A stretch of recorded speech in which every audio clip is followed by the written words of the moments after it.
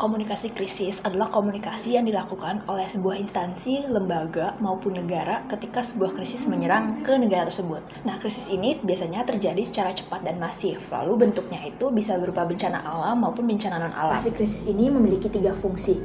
Yang pertama itu untuk memberikan edukasi dan informasi. Contohnya ketika pandemi COVID-19 lalu, pemerintah memberikan kita informasi mengenai 3T, di mana 3T itu merupakan tindakan untuk testing, tracking, dan juga treatment. Kenapa sih ini perlu dilakukan? Karena ini bisa jadi salah satu panduan bagi masyarakat yang baru pertama kali terkena COVID, jadi dia nggak kehilangan arah atau bingung harus pertama kali ngelakuin apa. Lalu berikutnya yaitu untuk menyarankan tingkah laku pencegahan. Nah, contohnya kalau pas pandemi COVID-19 lalu, itu kita ada kampanye tentang pedoman 5M, di mana itu merupakan memakai masker, menjaga jarak, mencuci tangan, mengurangi mobilitas, dan juga menjauhi keramaian. Dari 5 bentuk ini udah jelas ya, kalau misalnya ini merupakan tindakan-tindakan yang bisa kita lakukan untuk mencegah supaya tidak terkena COVID-19. Dan yang terakhir yaitu memberikan arahan dan menenangkan masyarakat. Ketika masyarakat dihadapkan oleh sesuatu yang baru, asing, dan belum pernah terjadi sebelumnya, berbahaya pula, tentu masyarakat akan panik. Nah, komunikasi krisis ini perlu dilakukan supaya pemerintah atau lembaga instansi bisa mengkontrol kepanikan masyarakat, biar nantinya tidak terjadi chaos.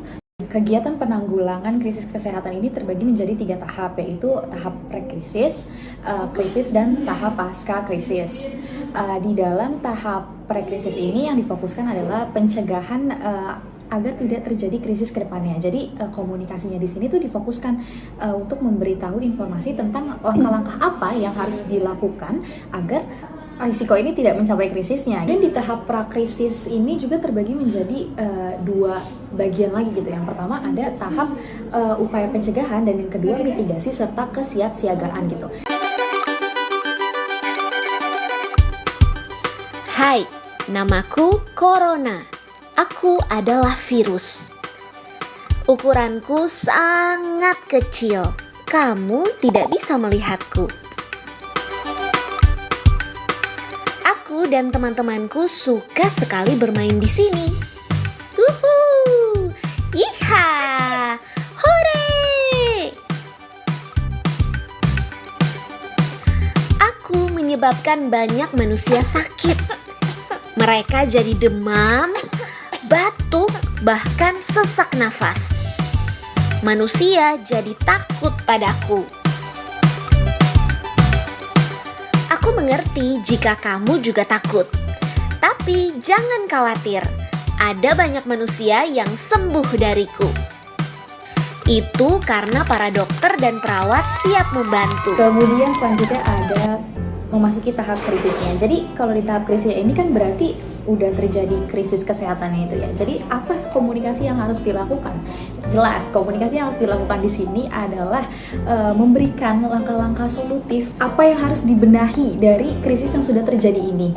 Jadi di sini menggerakkan semua tim yang sudah dibentuk pada tahap prakrisis sebelumnya, digerakkan secara maksimal untuk menangani krisis yang sedang terjadi ini. Memasuki masa pasca krisis. Nah, jadi masa pasca krisis ini dinilai bahwa krisisnya sudah selesai gitu, udah mulai memasuki masa pemulihan gitu. Jadi di sini tuh dilakukan kajian ulang lagi untuk mengetahui apa-apa saja yang sudah terjadi di masa krisis itu, sehingga hal ini bisa dicegah nih di masa pasca krisis ini. Ketika sudah memasuki masa pasca krisis, ini artinya krisisnya sudah dianggap selesai gitu, sudah memasuki masa pemulihan gitu. Di tahap ini yang dilakukan adalah pengelolaan krisis dan pengelolaan terhadap dampak apa yang terjadi terhadap krisisnya yang sudah terjadi. Betulnya ketika kita sudah memasuki pasca krisis, ini artinya kan kita sudah memasuki masa pre-krisis lagi. Jadi itu siklusnya sudah berulang.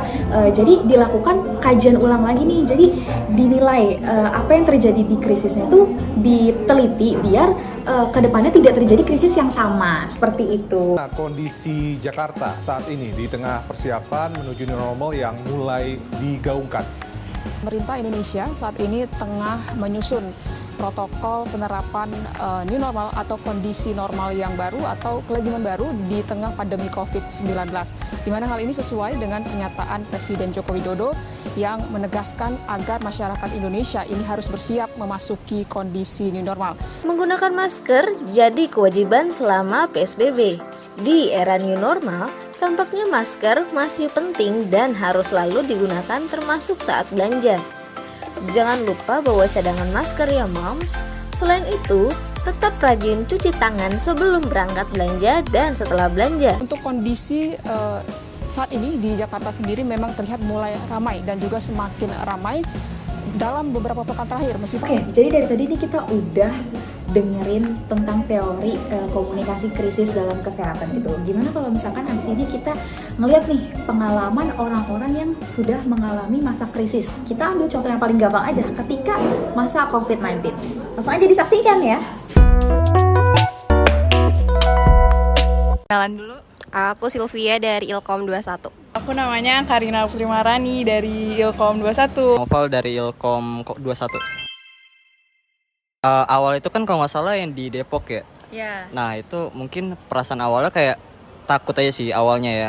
Sebenarnya sih takut ya, terus kayak kaget juga jujur karena itu kan salah satu virus yang emang baru pertama kali muncul kan ya di Indonesia ataupun di dunia dan belum ada yang tahu gimana cara menanggulanginya. Bingung dan kaget sih karena kayak ini penyakit apa ya, terus kayak bahaya apa enggak, soalnya kan bisa nyampe ke seluruh dunia gitu kan.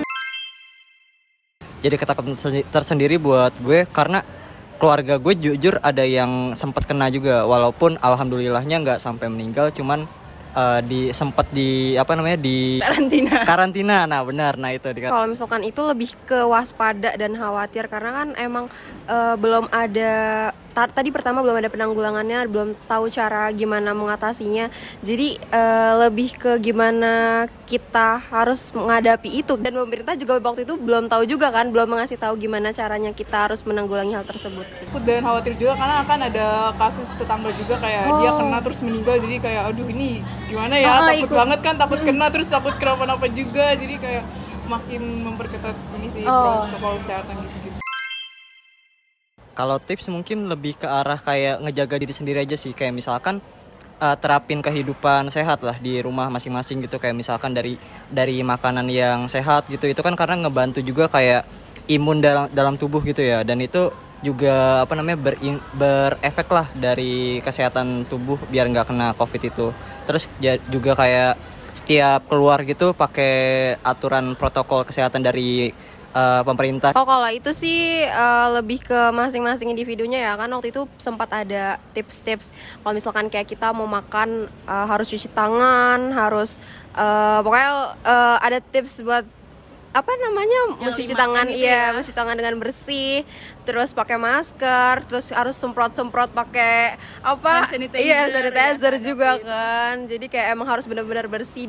Utamanya tuh kayak nggak keluyuran kemana-mana sih, kalau nggak penting-penting banget. Terus pokoknya jaga kesehatan banget, kayak minum vitamin, makan makanan yang sehat gitu. Terus pokoknya kalau dari mana-mana wajib banget buat cuci tangan, cuci kaki, cuci muka, bahkan kalau ganti baju juga. Alhamdulillah enggak. Jujur sebenarnya ada, waktu itu sempat emang orang tua kena juga di COVID. Cuman emang lebih ke ini kali ya, karena kan waktu itu juga banyak banget rumor yang kalau misalkan bilang COVID itu nggak ada, tapi sebenarnya ada gitu kan. Dan baru percaya emang pas salah satu anggota keluarga itu kena COVID. Jadi dari situ langsung kayak, oh berarti emang beneran ada gitu kan. Kalau gue sendiri sih enggak, tapi tuh hampir ya, hampir kena tapi enggak. Gejala gitu ya, ngerasa ini. Gejala ngerasa gitu. Mungkin nggak bisa kemana-mana selama 2 tahun sih. Lebih ke social distancing, kita nggak boleh keluar, kita libur 2 minggu tapi jadi 2 tahun gitu kan. Sekolah online itu sih paling berkesan banget, mana lagi seru-serunya sekolah kelas 11 lagi nikmatin masa-masa SMA, terus tiba-tiba online sampai lulus, aduh itu sedih banget sih. Bisa dibilang efektif, cuman nggak terlalu efektif gitu, kayak kan ini 2 tahun 3 tahun gitu ya, dan itu cukup transisinya tuh cukup, kalau dari pandemi ke new normal tuh cukup cepet sih kalau untuk transisinya. Cuman dari masa COVID ke new normal itu agak lama ya, karena udah semakin parah waktu itu gitu. Oh, kalau menurut gue sih waktu pertama kali muncul COVID, pemerintah kurang ya dalam hal mengatasi itu. Mereka juga belum mengasih transparansi yang emang benar-benar kelihatan buat mengatasi hal tersebut. Karena mungkin emang itu kan virus pertama kali ya, terus belum tahu emang nih gimana sih yang benar itu caranya kayak gimana gitu. Jadi menurut gue waktu itu pemerintah belum sepenuhnya memberitahu gimana langkah-langkah yang emang pas dan cocok buat mengatasi hal tersebut.